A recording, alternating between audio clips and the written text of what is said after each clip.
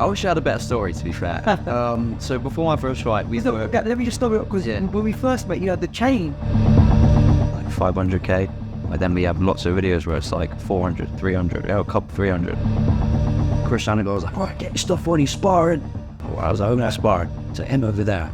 And he's like, and I was like, I always say. Hello everyone, welcome to another episode of the Lions Den podcast.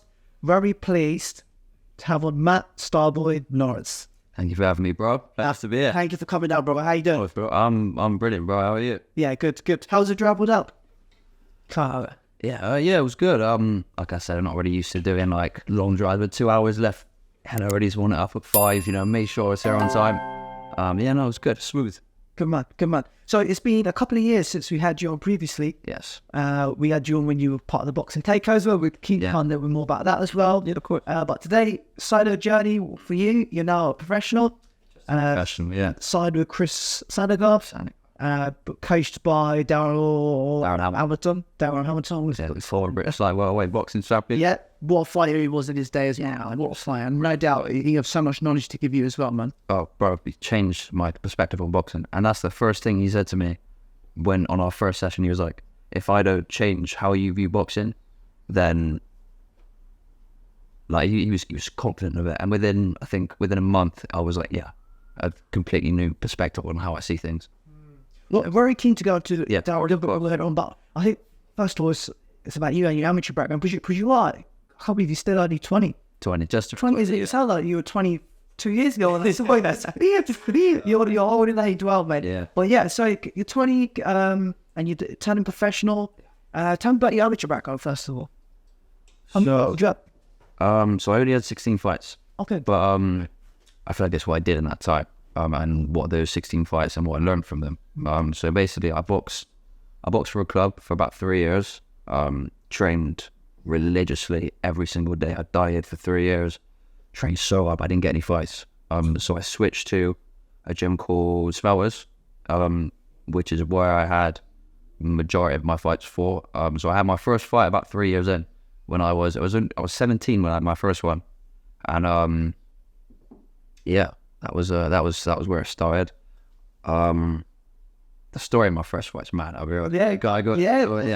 So obviously, so many years went into that moment. 3 years, right? 3 years. 3 years of build up, and I told so many people like, "I'm gonna fight soon. I'm gonna fight soon." It never happened, and it was finally like, sold loads of tickets, and so many people come to watch, and I was like, I told myself, yeah, I ain't nervous. Yeah. I was nervous, right? Underneath it is nervous. Like, you feel confident, but underneath it. Yeah, like, I put so much work into that, but I think I know a lot of people say this, but I genuinely think I put too much work into that. Like, the fight was at like 63 kilo. The night before, I sort of started feeling something in my head. It's like a little part. I thought, being nothing, it's probably just nerves. I wake up on the morning of the fight. Honestly, bro, I've never had a migraine before, but it was like the worst feeling I've ever felt. It felt like someone was taking a hammer to my head, bro. But I couldn't open my eyes. I looked at the light. I can't see anything. I sort of shut the blinds. I lived on my own at the time. I called my mom. I was like, "Mum, what the fuck do I do?" But I can't. I can't even look at my phone, but it hurts even. I couldn't stand up. So I managed to find some paracetamol. I was like, I said, I can't put out. I can't do it. Like, so many years have gone into this. So much hard work. I don't know when I'm going to get another one. So I was like, fuck it, I'll fight for it. So I slept all day. I didn't do anything. I got to the venue. Fight was at 63. I ended up weighing in at 59. I looked ill, bro. My face, I was frail. Like, I had in that camp, so like so many, like, just obviously as all boxers do, really, like just little injuries. Like, I had got tennis elbow on one of my elbows. I couldn't throw my jab properly. But did the fight, won unanimous. There was no way I was. I got in the ring with the migraine. I was still feeling it, and not a lot of people know that as well. I hadn't really told anyone, but yeah. And after the fight, obviously all the adrenaline. But then as the dump happened, everyone was coming up to me, congratulating me, winning first. I literally thought, I was like, bro, I'm gonna pass out in a minute. Really? Yeah, bro, it was awful. Obviously, he's getting punched in the head with a migraine. It's terrible. I had a similar situation as well. I moved to Scotland for a couple of years, and I did the Scottish Championships. Trained for, I don't fought for 2 years, and I trained for this championship for 3-4 months. I was weighing about 67, I got down to 63. Made the weight, a week before the championship, I started getting severe pains in my head. Yeah. Severe pains. I was like, what is going on? And I just, at work, I was just head down, didn't know what was going on. So I went to go see a doctor. Any advice? Anything? Yeah, I've got this fight coming, I need to do it. He's like, you can't do this championship. But if you do, it's against, you're going against my advice. I'm putting it down, you got it. Yeah. So I was like, told my favourite, what should I do? No, you can't do it. Heartbreaking, mate. So for you to go through with that, that's Bro, I didn't tell no one, bro. I was like, because obviously it was a dead fight. Maybe if it was a few days before, I would have told someone. But there was nothing could have stopped me getting in the ring that day. I was hell bent on it. Had to. And I'm also glad I did, because no fight I've had since then has been as hard as that. Because really, the fight itself is easy, or not easy. No fight's easy, but like I won comfortably. But it was the fact of even getting tap. It was like fucking hell. Like my legs went after the first round. I didn't even get hit. I was like, bro, I was so drained. It was yeah. Well, you got through it. Got through it. You got through it. 100%. And then what happened after that? You won a few titles as well, didn't you? Yeah, so I won my first 5. I was 5-0 with, I don't know, 2 stoppages, I think. At 63. Yeah, I think my first 5 I boxed between 60 to 63, and that was my natural amateur weight. After that, I boxed in a few national tournaments. So I won my first 5. In my third fight, I won that box cup for a championship title, for a belt. Went into the nationals after that. Was that under 10s nationals? Under 10s, yeah. I boxed a good kid. The kid I boxed in the nationals is now like a 3-time box cup champion. Got a bad decision against him. But I went in too heavy. I went in at under 67. I think you can see I'm not an under 67 fighter. Like I should have been boxing at under 60. But I then boxed him in my next 2 fights. I beat him twice.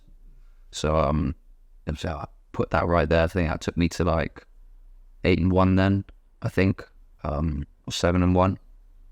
And then, but I kept getting matched. Even though I was like sitting around 62, 63, they kept matching me with heavier fighters. I think it was because I couldn't get fights. This is what I was told. I couldn't get fights at low weight. Like, the people wouldn't take the fights. So they kept matching me against these. Like, I think in my 8th fight, I fought a real good kid. He was like international champion. He was a 2-time national champion before I even had my first fight. Really? Double my amount of fights, bro. 6'4". He's boxing at under 71 now. Wow. He came in that fight 68. I weighed in about 64. I took that fight. Yeah, we took it. Yeah, really? Yeah. They said the gym I was at, they put me in against anyone. That's what they said, and I believed I could. And obviously, I still do believe. Put me in there with anyone in and around my weight. I will compete or beat them, and that's what happened. Do you worry? Obviously, I'll put them there, but do you worry about sort of the long-term damage in boxing? I've done it. I've faced people. I was 60 kilos. I used to fight people about 91 kilos. Wait, what? Yeah, we used to inspire. We used to start sparring at 91 GB kids, top kids, and they want to hold back. They want to hold back on you. Yeah, because they want to through their point. Yeah, no. And you go home with that banging headache. Yeah. I've got. Sorry to buy. I've got a video on my Instagram. Me sparring one of my friends, Simon, who's a heavyweight. I think I can't remember how heavy. I think he's about 90 kilo, and he's on absolutely gut for me. Yeah, sorry, bro. Carry on. No. I'm just saying. The long-term sort of effects. Is that something you were worried about, or is it just something that? It's not really something I've thought about too deeply. I'll be honest. Like, I've had people close to me, friends say like they've had to stop boxing because of like headaches they get. But I find that I've been hit a lot, but I think with my sort of style, I don't take a whole lot of damage. And I think, especially when I'm fighting these bigger guys, I found I can see a lot of the shots coming. I don't really get hit too much. But no, it's obviously something to take into consideration, I get. But you slip and slide quite a bit, don't you? I like to, yeah. You see a few of them videos. I made this few of the videos. I hope you did it naturally as well. Yeah, no, 100%. The videos, every video on my Instagram is literally just ammo. You just recording there, and he's just like, say something, bro, can you send me them videos you took for us? The one I put up recently, I was like, I think that's kind of sick. That is, yeah, that's Instagram wherever that is. Yeah, but no, genuinely, that video was a little bit later in the sparring net, so you see a bit. Like, was he a pro amateur? The one I was sparring in that video, Ammo's been training him for about 8 years, I think. So really? Yes, he's good. He's a lot heavier than me. I think he's about 81 kilo. But That's what I don't really mind. He says to me like, this is when we first started sparring. Our first spar together was against a guy. They lied to us about the weight. Massive, huge. He was top amateur. This kid, I can't remember his name, but he was. I think he's about 71 kilo. I was about 62 at the time. He's like, no, he's 65. I was like, bro, I could see you at 65. Yeah, that bit. And I remember was like, he said to me, he's like, bro, and I've never cared about weight, but he's like, bro, we spot anyone. They don't ask their weight. Just put them in there and we spot them. And that's what we do. Anyone he puts me in there with, I've learned just, okay. I'm not fair. And the name StarBoy, where does that come from? I wish I had a better story, to be fair. So before my first fight, let me just stop it up, because when we first met, you had the chain, the StarBoy. Yeah, I did. But sadly, I lost. That was a gift from my mum. And sadly, I lost that. Got this one now. But yeah. So the name StarBoy, we before my first fight. So you remember Pius? He was on the first podcast. Big guy. Yeah. So he was like one of my closest friends. Still is. We was thinking, because we used to train together all the time. I was like, oh, I really want a name. And we was thinking for ages, but we couldn't really think of anything. I remember we sparred one day, and he said to me after, he was like, bro, you're like a fucking star in there. And I thought, I was like, yeah, that's not what. He looked at me and went, StarBoy. And he gave me the name. He gave you the You should be called StarBoy. And I looked at him, I was like, because I knew a name. Things don't grow on me. Like, I know when I hear something, that's that first time. And I knew with the name, like I saw it. Like I remember Ammo one time gave me the name Outlaw, Matt Outlaw, right? And I was like, that's all right. Like, I've heard a few other things, like, but then that when I heard, I was like, yeah. I think Darren was giving Outlaw. That's why that name. Yeah, guys. Yeah. I'll be your StarBoy. Yeah, I think I've had it for so long now. I think it just sort of, it'd be wrong to have a different name. I feel. And you got any shorts? Oh yeah, 100%. I got on my wall. I've got, I think, like 3 or 4 different pairs of shorts, all with flashes out StarBoy on them. Yeah. So, and how about your family influence in terms of boxing? Did anyone box themselves? And you said you lived by yourself, and that was when you were 17, right? Yeah. Yeah. So I moved out young. Yeah, my family background. So I grew up with my mum and my brother. You know, it was tricky, you know, growing up. You know, I feel like anyone or most people who have done boxing or gone far in the sport have never come up easy. My mum always supported me with it, and so did my brother. But that's the only sort of close family I've got. Obviously, I've got people who live. That's the close family I've got. Yeah, I don't know. I've always been supported with it, but I moved out young when I was 16 for, you know, certain reasons. My mum struggled with substance abuse from when I was a young age. Still love it to pieces. She always tried to rest, but it was tricky in it. So I moved out. I was renting off someone for a while, and then when I was 18, I've been living on my own since then. How's your mum now? Getting there, getting better. Yeah. It's always going to be hard, but she does her best, and I'd always try and support her best I can. But it was just, at the time, it was the best decision for me. What made you from such a young age decide that? Obviously, you could know that you need to move out, know that you needed to change. What made you realise that? I think, I tell you what, I don't even answer that. I don't know. It just felt, I feel like I got the option to do it. People from where, yeah, you can do, when you're 16, you can do this. And I was like, okay, I think this would be best for, because obviously I started boxing when I was 14. That's 2 years until I was 16. I was training religiously. I knew boxing was what I wanted to do. Yeah. And I think I needed to almost put myself in a better environment, I think. And that was what I chose to do. Mm. And I think my relationship with my mum and my brother has improved since, although obviously I've been moved out by 4 years ago now, but it's massively improved since then. And I think it was the right decision. Is your brother younger than you? 17. Yeah, he's still in my mum, but he's doing his own thing. It's like I'm doing my thing with the boxing. He's a rapper. We've actually got I think I saw a video that you shared. Yeah, we got music videos together. Yeah, like, do you know Mixtape Madness? Yeah. Yeah, millions of subscribers. Yeah, bro, we got music videos. He's signed as well. Quality. Yeah. I genuinely think best rapper in Bristol, bro. Do you know what you should do? Is when you get out for your debut, get him bringing you up. 100%.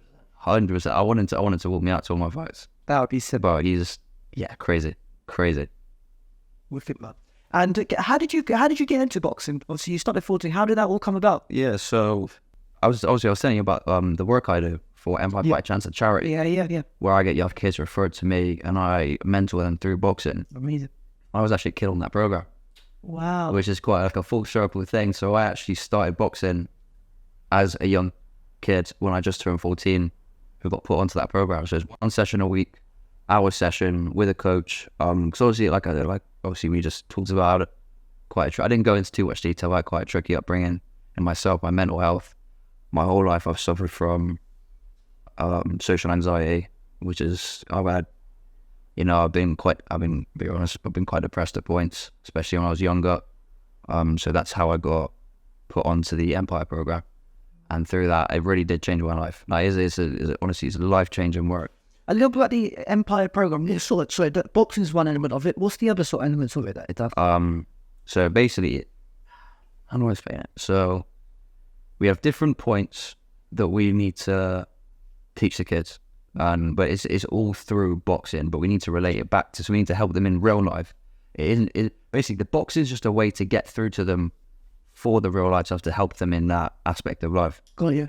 And I feel like I'm living proof that it works, because obviously it's changed my life, and it really is. Yeah, it's amazing. I think boxing changes something like it's changing my life. 100%, bro. 100%. Changed like it massively, gave you confidence, gave you belief in yourself. 100%, yeah. And I can see that from you now. That social anxiety, is that something that you still? Yeah, 100%. Really? Yeah. I think I've learned how to deal with it over time. Like when I was a lot younger, I've never said this on camera before, but I was an actor. I got like a scholarship into a drama school. No, you did tell me you were an actor. I did. Oh, in the last program. Yeah, you did say what? I haven't said it. I haven't said it. Yeah. But I got a scholarship into an acting drama school. I did plays in front of like hundreds of people. So when I was young, I was confident, really confident. But then as I got older, that's when obviously it's like a lot of time. School happens. I started to understand a bit more about what was going on at home. It just a lot of stuff happened, and that's when that social anxiety got brought on, and that's something I've suffered with since just before secondary school. But it's gotten better. I've learned how to deal with it. I can I don't know. You can do it, yeah. And this whole fighting, the Empire fighting scene that you're doing, tell me more about the sort of what it did for you as well. Yeah, so the coach that I got put with, she very, very similar to me. Like, she told me that she was, because I don't believe I'm talented at all. Like, there's never been an athlete in my family, which you go back to the family thing. Yeah, there's never anyone who's done any sort of sport in my family. Like, I'm the first one. She told me that she was never talented. She's told me that when she was training, because she trained up in Singapore, as an amateur boxer, everyone was like, she'd go on runs, everyone was ahead of her, she'd be at the back, but through the hard work she put in, she was able to get, just as an example, get to the front of that. And I feel like I relate so heavily to that, because, and that's always stuck with me, like, hard work will get you places where talent can't. Consistency as well, right? 100%, yeah. Consistency is the key. Definitely, 100%. Okay, we did that reaction game. We did that reaction game when you were in Bristol. No, we did that because it did at the start. No, we didn't do a reaction. They got a reaction game in the Bristol gym, didn't they? In Bristol boxing? Yeah. I would have loved to have competed. Yeah, I got a high score on that. Did you really? I got a high score on that. I'd teach your ass on that. Damn, what for you? We'll see when you go. I won't give her that. Look, you do 5K and stuff as well, don't you? What's your 5K best time? So I actually did a video on this. I got a series on my Instagram called Challenge StarBoy, and someone challenged me to beat my fastest 5K time. It is 17:17, I think. Which is, I think it's quite fast. That's really fast. It feels fast. Yeah. When I was doing it, I can imagine. I'll be just going through the first lap and you finish. I think now I've turned pro. Obviously, I'm still doing the 5Ks and that, but a lot of what I've done so far for training has been longer runs. Like there was a week not long ago. How far did I run? Like 50 odd K in a week.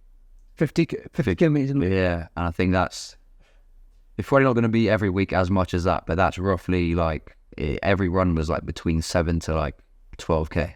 And I think that's where I need to be. I think you go, and one thing, you know, for some people, 50K don't sound a lot. Let's just put it out there. But it's the other training that you're doing as well, right? Yeah. Yeah, that's 2 of the condition day then. Yeah. Do you know what I mean? It's a word to know. Yeah.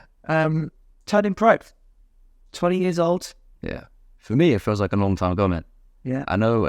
Obviously, I know you said 20, but it really does feel like this moment's been building for a long time for me. I stayed in the amateurs until about 20 years, 25, 26. Mm-hmm. Why don't you stay in the amateurs longer, build your experience, get on the England squad if you can, which I'm sure you definitely can, potentially get on the GB squad, box for your country. Is that not a route that you want to follow?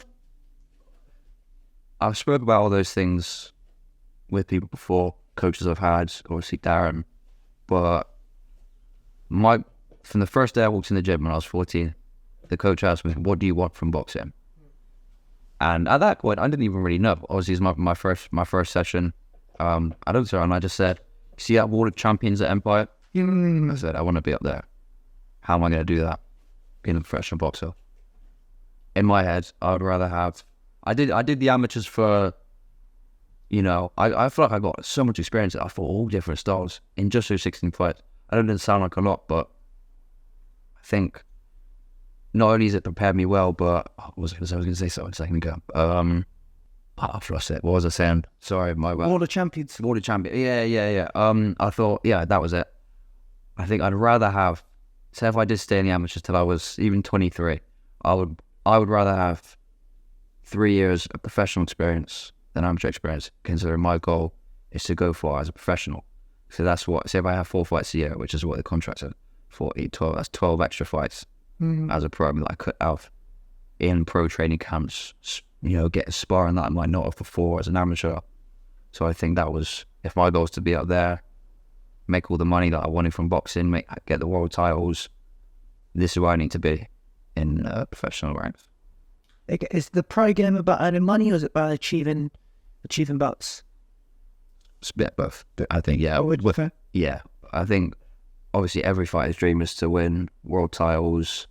Obviously, that's been my goal since I started. Every morning I look at that wall and I think, when I'm doing my 1,000 abs, I think I'm looking at that wall. There. But there's obviously also a part where I know one day I'm going to have a family, kids, wife, and you need money for that. So that's a big part of it. A lot of people don't make a lot of money from boxing, do they? I know, yeah. A lot of fighters don't make a lot of money from boxing, and they, after they finish their career, they're coaching, they're in their 9 till 5 still. They're still working. It's a very, very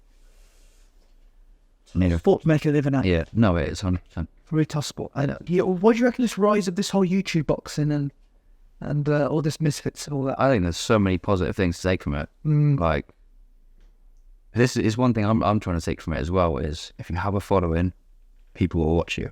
And that's what boxing's about, is people watching you. People get mad at these influencer boxers because they're doing big things.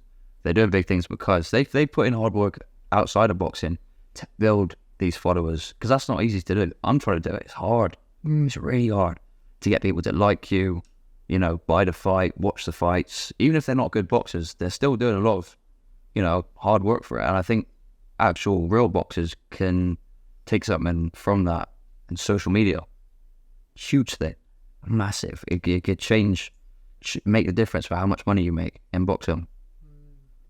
What do you think of it? My sort of approach has changed on it. At first, I thought, this is stupid. These guys are like, you see these guys, they look like complete idiots. Yeah. But I think slowly you see the value of it for boxing. It's adding more people into the sport. You might notice more people who are involved in social media, they start to use the gym, aren't they? And it just gives you more sparring for you, I guess. But no, it's good. It's keeping the sport popular. It's opening the sport up to new eyes. No, it definitely has. And who knows, man? It gives you, and for fighters like you, it gives you new ways to learn off these people how to reach a new audience, if that makes sense. No, definitely, yeah. Like showing your personality having people connect with you is, it's like, it's just as important as anything else nowadays. Like you need to put, I wouldn't say as much time into like building your brand, but you need to have a brand as a fighter, something you stand for, a message you want to give people, or just a way to connect with people. And then, yeah, as is, it's a massive thing to take from all the influencer stuff. Yeah. Darren Hamilton. Yes. Tell me about how this partnership came about. So I've known Darren for years now. When he first, obviously he boxed in Bristol when he was younger, moved to London. I think, enjoyed his professional career. And when he came back to Bristol, I think about 4 or 5 years ago, he started working at a gym just sort of down the road from me. And I'd always go, I'd see him about, we became friends. But we never really did too much training together. We did the odd session here and there. Sometimes like see him at the gym, you're going to do some pads. He sort of watched us spar sometimes, gave us advice. But I was at a different gym at the time. And I knew who he was, but I didn't understand who he was and what he had done in boxing. So at the start of this year, I had a fight up in London, which didn't go well. It was another one of those fights where the guy was 5 kilo heavier than me. Big difference. And it wasn't just 5 kilo against nobody. He was a 3-time champion again. Didn't quite as a majority, it's like 2 punches in it, so close. I was gutted. And I was like, right, something's got to change. So I was still at this gym at the time, but I went to Darren, we had a meeting, and we agreed that he was going to train me. This was last start of this year. February, yeah. And then through that, basically my plan was to like train at this other gym that I was at the time and train Darren. Obviously still got a lot of respect for that gym that I was at. I'm not saying anything bad about them, but they didn't like that. So I left there, and then me and Darren just decided to train full time, morning, evening, every day. Weekends, weekdays, whether we're working or not, we train. And like I said at the start, I've learned more in these sort of, how long have it been? Like 5-6 months than I ever have in boxing in the last 5 years. Like it's been so eye-opening, and now I understand who he is and what he's done is inspirational. And then for him to be my coach as well, it's honoured. Who's some of the coaches that he had? He had that Barry, didn't he? Did he have Barry, the one who trains with? He literally told me all the coaches he's had like yesterday, but I can't remember. Who's the one who's trained by Anthony Joshua now? Ben Davidson. So he was trained by Ben Davis's right-hand man, Barry. No way, really? Big Barry. So yeah, because I remember one of the guys that we used to box with in Portsmouth, he used to box with them. Yeah. And they were together. So yeah, he was there. And British champion. Yeah. It's funny to do that about the Ben Davison thing because, but he took one of his fighters up to spar Alloys Jr., Anthony Joshua's training partner at Ben Davison's gym. Yeah. And we're talking about going back to me and him to spar Lee Wood in the coming months. Obviously, he trains with Ben Davison. Yeah. So I didn't even realise that's where that link comes from. So you just educated me there on that. But yeah, British champion. He's a British champion. Yeah. So that's true. That's the link. But yeah. Defended it 3 times, twice, and then Curtis Woodhouse fight. Yeah, very controversial fight. Yeah, I think obviously a lot of people believe he should have won that. Yeah. But yeah, did he box after that? Yeah. I think actually no, don't quote me on it. I think he had 2 more, and then I think he won his last 2. Yeah, exactly. Call it a day. You said he's taught you stuff that you've not seen in 6 months. What sort of things, I don't know if you share, what sort of things has taught you? That's the biggest difference. Yeah. There's a completely different game, the amateurs and pros as well. 100%, yeah. I've always felt like I've had more of a professional style. I know a lot of people don't believe like that, like that's the thing, but I believe I've always been more suited to be a pro. just in the way I box. You know, I've always been very much hands up, tight guard, let hit the guard, you know, ride the shots, big sort of, you know, hard shots, and then, you know, breaking people down. That's been my style. But it's not even that he's changed my style, but the way he's developed it. Because in the last year, I didn't really learn anything. I sort of, if anything, I felt I got worse. I was just doing the same thing every day, just hands up, hands up, sort of thing. He's just the most recent. The most recent thing we've been working on. Something I've never even like thought about, taking punches away, where it's like someone's obviously, you're always taught stay tight, don't move your hands too far away from your face because you'll be open. But what we've been working on is like, okay, someone throws a right hand, bang, move it away there, bang, move that away, bang, move that away. But it's like I don't even think about doing that. It's crazy. Like we work on stuff that I've never even seen people do in boxing, and because we're all about unorthodox boxing, trying to unorthodox style, didn't he? Yeah, because a lot of these fighters are so conventional. They're so easy to read. Step with the jab, step with the 1-2, step out, step in, step out. We train to beat fighters like that.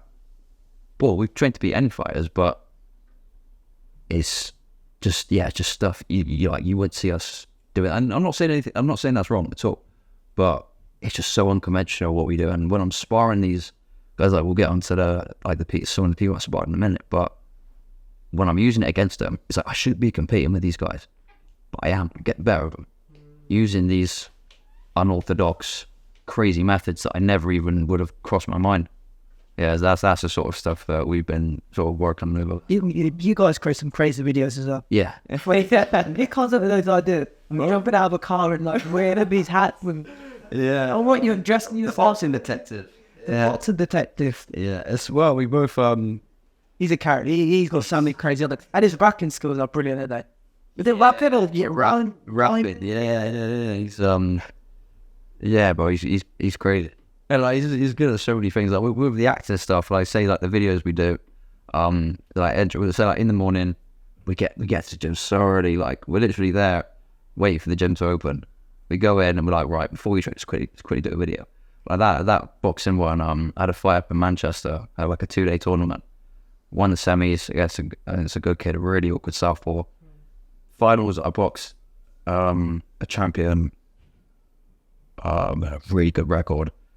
Beat him comfortably. Like you can't even pick a round out in the fight where you think, oh, he might go the bit. Like he can't do it. I can only think of 2 clean shots that he landed on me. One was a jab and knocked my head back. But in the fight, I don't know if you watched the video, but it was constantly big power on me, knocking his head back, comfortable fight was at my pace. And then when I heard unanimous, I was like, yeah, that's me, easy. Everyone was pointing, but yeah, gave it to him. So we done a video. It was meant to be a little bit. We was robbed, or was we? The boxing is there where we investigated it as our detective alter egos. Yeah, that's crazy. We've never seen anything like that, man. Never. Crazy, yeah. Never. Did it reviews?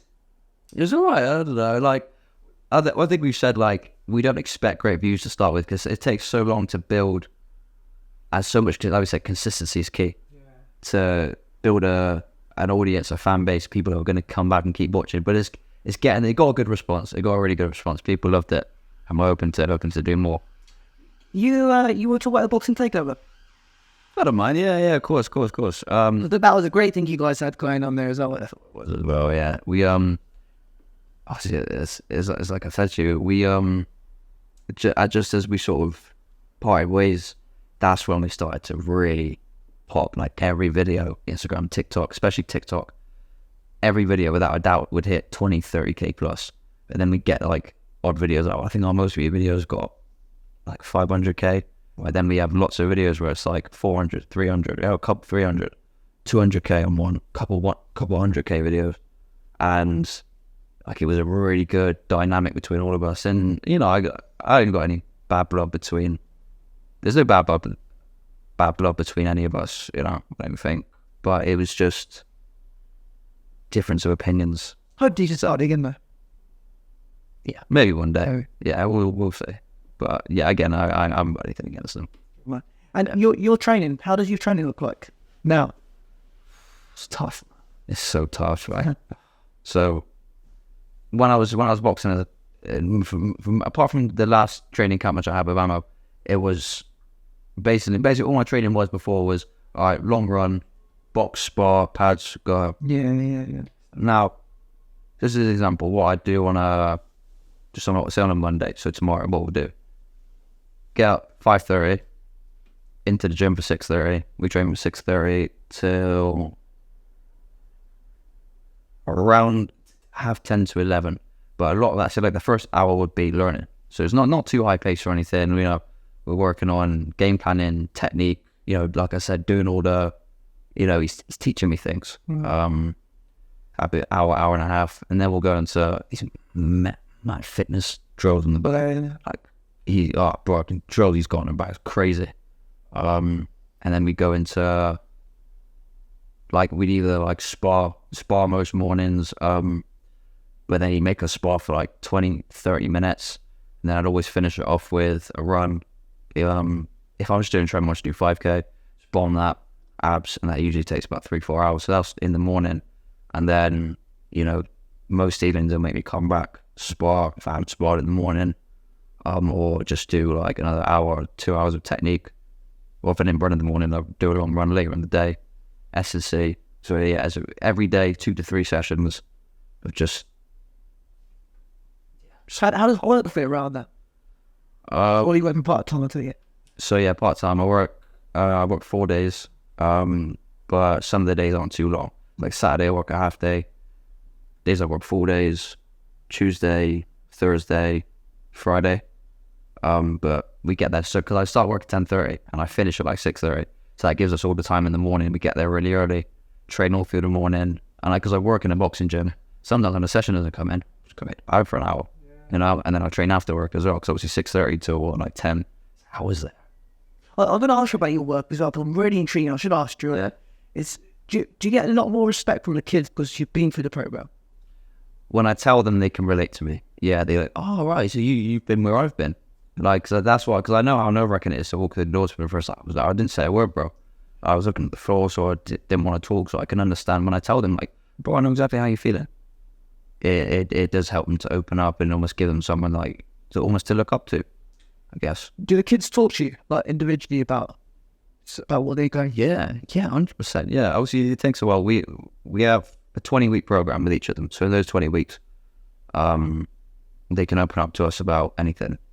They need to, obviously, when you build that trust. And yeah, bro, you hear some sad stories. A lot of stuff they struggle with at home in themselves. But it's rewarding because you get to help them. So I can tell them about my experiences. Just try and help them as much as I can. And does Darren touch base on like mental health? Not mental health, but the mental side of boxing? Because you know, it's like, we know 80-90% is that mental side of boxing. Right? Does he, in that training times that you do with him, does he go through how to overcome, how to build your confidence, how to build your belief, that element of it? Do you know what I mean? He does it. And I think he does it without realizing. He is unbelievable at instilling confidence into a fighter. Like, when I first went to him in February, my confidence was so low, bro. I was feeling shit in my boxing. Like, am I any good at this? And now, like, he's got me to a point where he's like, I was like, yeah, let's turn professional. We can go, and I will easily, let's do it. Like, I feel like I've come into my own as a boxer now. Even to see it in the sparring, it's been, man, it brought my confidence on so much. I think that's a massive thing with fighters.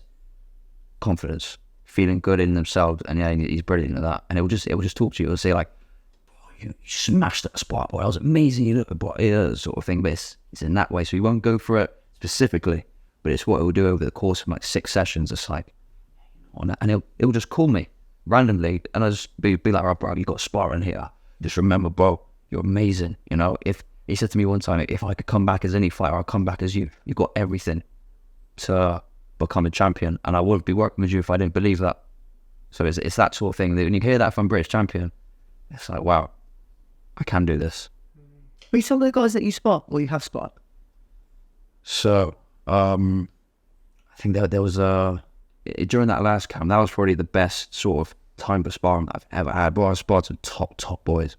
Like, we had a pro from, I think he was 10-0 from Exeter, come down and spar. So he was either a welterweight or a super welterweight. So a few weights above, like a similar size to me.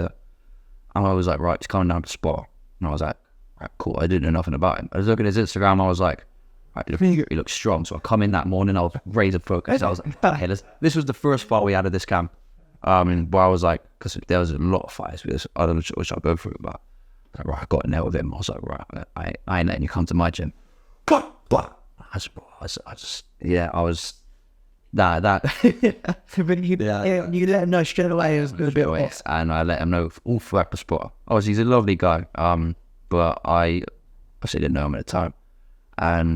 But he's coming up to your territory, right? Yeah, I thought 10-0 pro. I thought if I get the better of you, that's going to say something about me. And I don't think he landed it. He didn't land a punch on me for like 6 rounds of sparring. And then that's when it's a lot of confidence thing. I was like, okay, this is like the start account. So I was like, 10-0 pro. Not amazing, but still 10-0. 10-0, good. Yeah. And then we had, this was 2 days back to back. So Lee Selby, a world champion, one of the best fighters to come from Wales Hall of Famer. He brought one of his fighters down for me to spar. He was just turned pro. Good. His fighter was a elite Welsh national champion. So the highest, elite naturals in Wales. Yeah. Massive amateur British silver medalist. So like top amateur, a lot of fights. I think about 25. He was like, right, I didn't know anything about him at the time, but I want to know if he's a Lee Selby fighter, he's probably going to be good.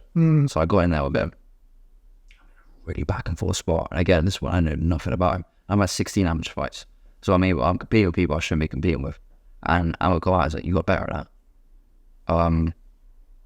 That was easy. He just had his pro debut. And the next day, bro, I was tired that next day as well. I was like, I didn't think I was sparring. I got it. Chris Saniger was like, right, get your stuff on, he's sparring. I was like, I'm going to spar. So him over there. And he's like, and I was like, I recognize him. And I've seen this guy in the gym before. Obviously, I'm not going to name names or anything, but he's a big, tall, long, welterweight southpaw, covered in tattoos, mean, bro. I've seen him before dropping people, but body shots, they're going over in previous spars. And he's like, you're sparring him. And I thought, I think I would like that, with the arm or so. I had a tough spar with that Selby fighter the night before. And also on the night before as well, I used to spar that to the night pro again. But he was a regular spar partner for me in that camp. So with the southpaw, I got myself on. I just thought, you know what? I sort of switched off. I was like, you know what? Just do what I can. So I got in there with him. Straight away, I started doing all the moves that me and Darren said. I thought, just do what he told me. Because a lot of the time, I would just, like with that Selby fight, I boxed 2 different styles. I just went, I went back to that. And it made it compare. I felt like I could have dominated that spot. That's what me and Amo like to do. We like to go in there, we like to dominate. And if we don't dominate, we do it again. We trade for it and we do it again. So we need to get that back with that Selby fighter because we need to dominate that. But with this guy, we got in there and obviously Amo was cornering me. First round, he didn't land. I come back to the corner. And I was like, and this guy's a pro. He's top. I don't know what he's won as an amateur. Top amateur, 6-0 pro. That's a British pro. Sorry, British amateur. British amateur, yeah. And he's 7-0 now. I was spotting him when he was 6-0. And I was like, he said to me, "There's always something." He's like, "Someone told me to record that whole round. That was the best round of sparring I've ever seen from one of my fighters." And I was like, "Yeah, I thought so." I was like, I'm not crazy. And then I was like, right, okay, this is not. And then throughout the next 5 rounds, I was dominant over it, and that really. He said to me after, he's like, bro, we got to have a serious conversation about that approaching. Because if you're doing that to someone, I should not be competing with these guys. And then another fight was by Anton Haskins.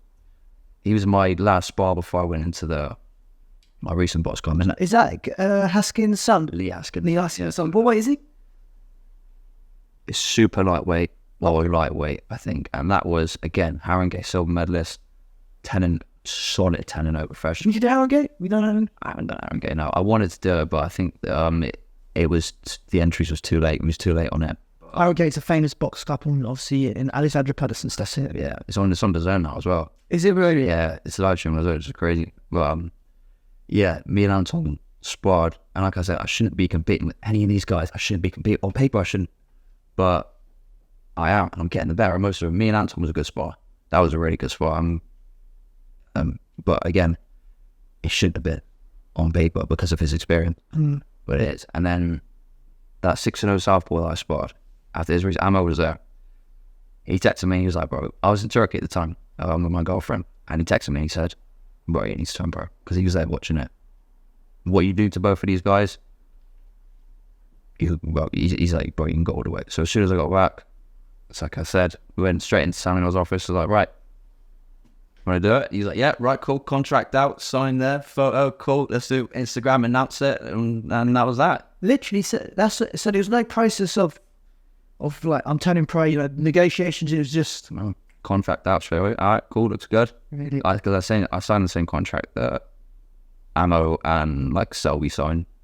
Right for it, all looked good. Yeah, everything's sent off. So we'll do the medicals. Going up to see the board soon. So when that's all through, good to go for October. October's a big day. October's the day. We're going to come back onto your pro debut, because I'm interested to find out. But Chris Saniger, yeah, obviously you're doing this work for his sort of scheme. I'll take it right. Is it his? It's not his program. It's his son's program. James Saniger, but Chris runs the Bristol Boxing, I think. So he's involved with all the professional, the box fits they do down there. That's Bristol Boxing, but then it hires like the charity taking kids off the street and that. Yeah, that's what his son looks after. I spoke to his son as well. He's a nice guy. Touch on more about Chris, but switched it on, sharp. I don't know how old he is. I think he's 65, 66. Yeah, like I don't know, like he's got like real boss vibes, like he's good friends with Chris, obviously I've known him since I've known him for like 5 years now, I think. He never really used to take any interest in me when I was sort of young, as he did. Obviously I'm telling him like, yeah, when you're gonna sign me one day, as I'm like 15, fat, overweight, and well, you fat as well. yeah, I was big, bro. Yeah, I was real. You have to send me a photo of that. We're going to put that on. I'll be real with you, I don't know if I have any. You didn't go to it, but I tell him, you're going to sign me? And he's looking at me like, yeah, I'm sure I will. Like, yeah, okay. Then starts doing, obviously starts working with Anton. And I'm like, he's going to, obviously, to have that photo that I dreamed so many years. That day I signed pro, I dreamed so many years to have that photo with Chris and I'm over there. Dream come true to have that. But yeah, Chris, great guy, man. How about his son, Jamie? Yeah, really good. Obviously, good family, right? Knowledgeable family. Yeah, 100%, bro. Run the boxing game of Bristol. Yeah, bro, 100%. It's not even close. Like Jamie, he's always telling me about negotiations he's had with Eddie Hearn, stories with Selby and that, how he's helped to manage fighters' careers, and it's yeah, bro, I feel like I'm in good hands with it. Good hands. Pro debut in October. How do you feel about it?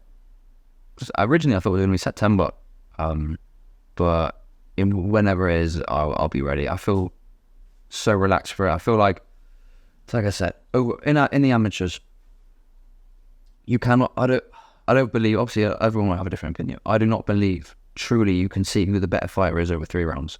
I don't think you can do it, because again, I've lost to a few fighters that I shouldn't have lost to. Is that 3-2s as well? So 3-3. 3-2s. I did. Yeah, I've lost to certain fighters that, given 6 rounds, I'll never lose to. But then I've even shown in sparring, like I might lose the first 2 rounds.